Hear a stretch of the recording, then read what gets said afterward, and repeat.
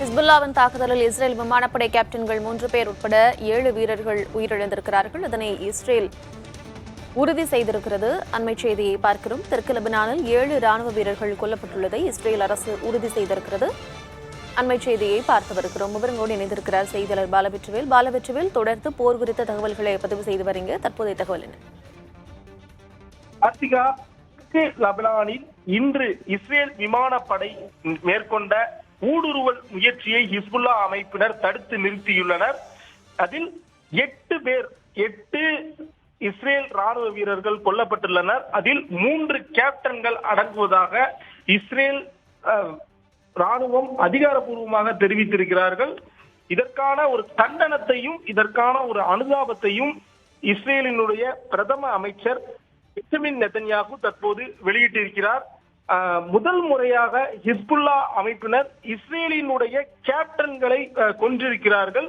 ஏற்கனவே நாம் 2 மணி நேரத்திற்கு முன்பு பதிவு செய்திருந்தோம். இன்றைய நாளில் எங்கள் கை ஓங்கி இருந்தது என ஹிஸ்புல்லா அமைப்பினர் தெரிவித்திருந்தார்கள்.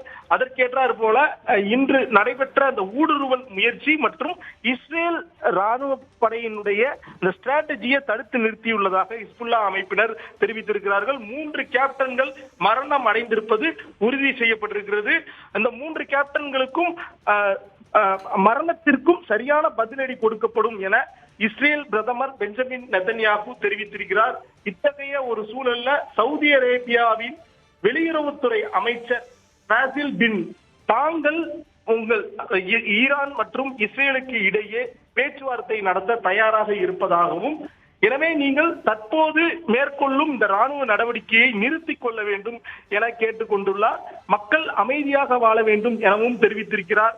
இஸ்ரேலினுடைய ராணுவ வீரர்கள் மரணம் அடைந்திருப்பதை இஸ்ரேல் ராணுவம் உறுதி செய்திருக்கிறது. நேற்று ஈரான் தாக்குதல் நடத்திய நிலையில் இன்று ஹிஸ்புல்லா அமைப்பினரும் இஸ்ரேலினுடைய ராணுவத்தின் மீது தாக்குதல் நடத்தி அவர்களுடைய ஊடுருவலை தடுத்து நிறுத்தி இருக்கிறார்கள். கார்த்திகா, விவரங்களை வழங்கியமைக்கு நன்றி பாலவெற்றிவேல். மீண்டும் விவரங்களுக்கு மீண்டும் அழைக்கிறோம்.